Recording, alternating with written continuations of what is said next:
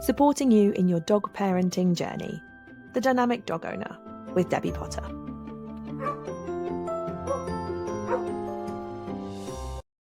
Hello and welcome to this week's episode of The Dynamic Dog Owner, the podcast designed to support you, the dog parent, in your dog parenting journey.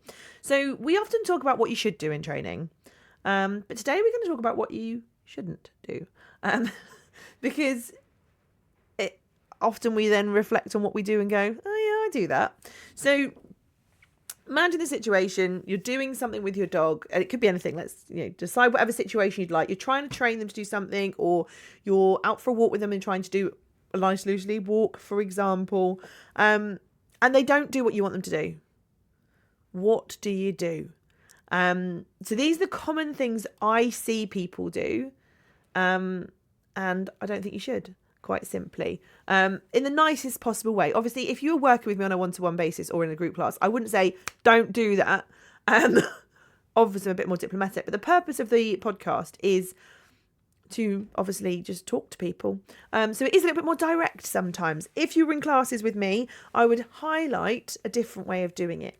But let's look at the 5 things that I see commonly happen and why I see a negative in them, and then what you should do instead. Not necessarily in each situation, but in general, but we can look at each situation too. So first things first, your dog isn't doing what you want them to do. Don't say their name over and over and over and over again. Normally it's common with puppies, because with trying to get their attention, they're busy. They're not listening. What is actually going to teach them? Well, one, you get a little bit desperate. You get a little bit annoyed because you're like, oh, come on, listen to me. You're desperately calling their name. They're not going to listen. They're busy. And 2, it's going to teach them to ignore their name. Because we look at name being really valuable. Your name is pay attention. Look at me. I'm going to talk to you. It's almost like a switch on communication cue, their name, or we can use it as a positive interrupter. So when they're doing something you don't want them to do, you can say their name, focus on you, breaks the negative. When we repeat their name over and over and over and over again to try and get attention, we are weakening the power of the name. If you can say your dog's name and they instantly turn and look at you, game changer. Don't repeat their name. They haven't listened the first time. Therefore, they are not going to listen the next time. Instead, stop, take check. Why are they not listening to me? What can I reward instead? What can I wait for instead? Can I actually just let them do what they're doing and wait until they're ready to re-engage? Often, especially if in a group class or what have you, or you're doing something with your puppy, if they're checking out and not listening to you, it's because they need a timeout. They need a little rest. So don't repeat their name. Okay, so the next one is stop saying no, stop out of desperation. Because most dogs don't know what that actually means. We think we know what it means, but generally it doesn't. We tend to say it as out of desperation. Stop can be a cue, but you have to train it first. And stop, in my opinion, is like stop immediately and sit down. It's an emergency behaviour. But most people say stop or no when their puppy or their dog is doing something they don't want to do. So, for example, puppy biting, ragging on the lead, pulling on the lead. No, stop. My point, why I don't like it and why I'd say don't do it, is it doesn't mean anything to your dog. It's not giving them anything to work with. You're basically just saying, stop it. No. We tend to say it in that really harsh tone. We tend to use a bit of a pointy finger too. And naturally, it's a little bit intimidating. Often puppies will stop doing what they're doing, but it's out of a fear, uncertainty rather than anything else. And you're not teaching them what you want. You're just saying, stop. We get frustrated. We get annoyed. If it doesn't work, we tend to say it a little bit louder the next time. So stop saying, stop, no. It doesn't mean anything to your puppy or your dog. And it doesn't teach them what you actually want from them. Obviously, it makes us feel better, but sometimes we need to stop and calm and think and sort of rationalise stuff. Another thing I see, so when your dog isn't doing what you want them to do, and this could be, I don't know, recall, lead work, walking out on a lead, jumping up at you, don't ask them to sit. It's everyone's default. If I ask my dog to sit, they'll stop doing X, Y, Z. Yes, they will. But it strengthens their sit cue. It doesn't teach them or help them with the task you're currently trying to achieve. It may feel like you're controlling behaviour and saying just sit down, don't do anything else, but it's not teaching them how to manage their own emotions, and it's not teaching them the task you're trying to do. So say, for example, you want your dog, what's the classic situation people ask their dogs to sit in? When they're greeting new people. When you're walking past, your dog's really, really excited, and they're sort of desperately trying to get to a person, jump at them, etc. We ask them to sit. Great. But they then go, sitting works. They're not looking at how I should approach another person, what I should be doing. We're not looking at how we can help them succeed. We're just saying, please sit. If you weren't there, they wouldn't know how to do it. And of course, sit is the thing that most people teach their dogs first. It's a common thing. Everyone teaches their dog to sit. And therefore, your dog uses it as a default behaviour. Not sure? I'll sit. In trouble? I'll sit. Want my dinner? Sit.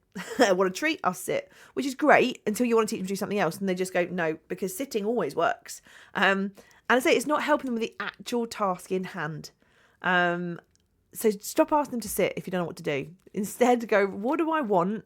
How do I encourage and reward what I do want?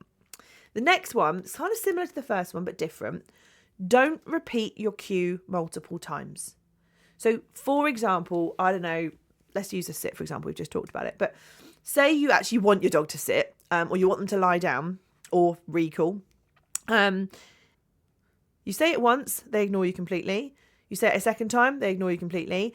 You say it a third time, they ignore you. Each time you say it, you tend to get a little more desperate. Pitch changes, you get a little bit firmer, you get a bit cross, you might have a little tug on the lead. They're not choosing to ignore you in this moment.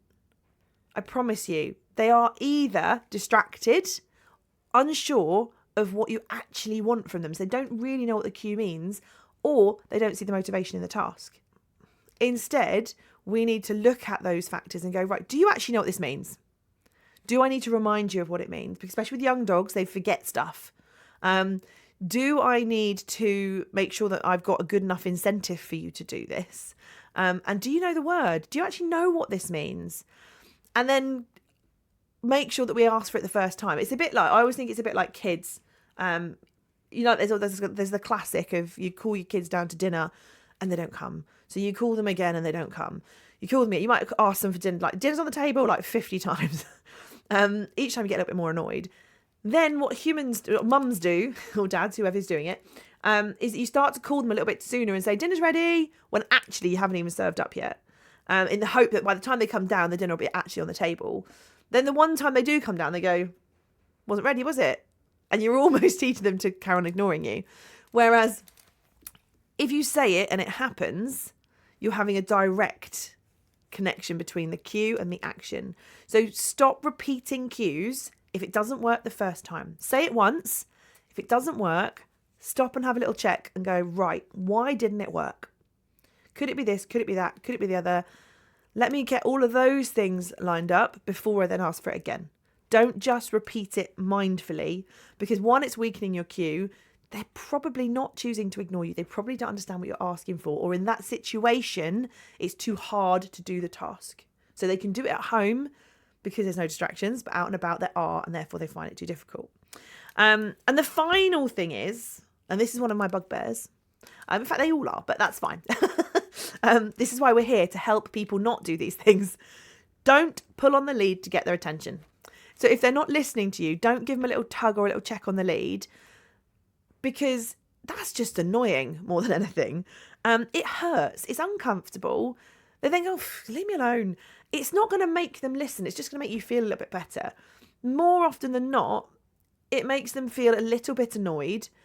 You're effectively punishing the not listening to me. But again, we're not rewarding what we want. Think about how people learn. And I did a really cool experiment at a business networking group I do, where I rewarded one person with positive reinforcement and I told the other person off and gave them a negative consequence. They didn't know what they were getting it for. And in fact, they were acting like dogs do.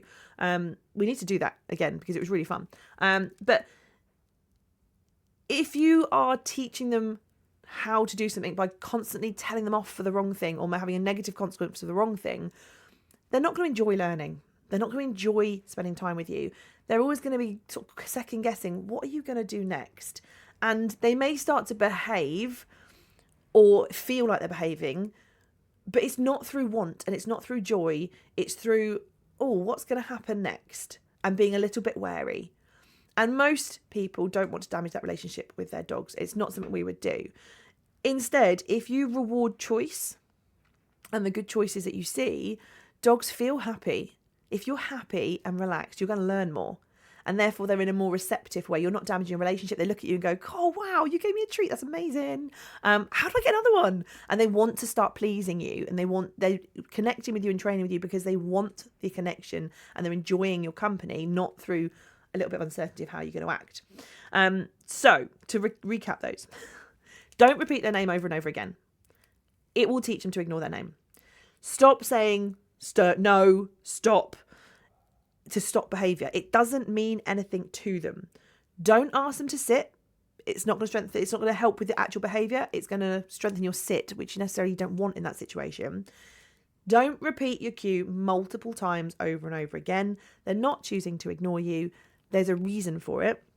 And don't tug on their lead or pull on their lead to get their attention because it hurts and it's not going to help them listen to you. They're the main things that you shouldn't do. So what should you do? Obviously, we kind of touched on each one a little bit as we went through. But one, if they're not doing something you don't want them to do, so if they're not doing what you want, stop and ask yourself, why? Why are they not listening to me? Are they tired? Are they overwhelmed? Are they distracted? Are they not understanding what you actually want from them? Is there a misunderstanding in the instructions somewhere, miscommunication? Have they not practiced the skill enough in that environment, in that situation, with the distractions present, and they're simply finding it hard?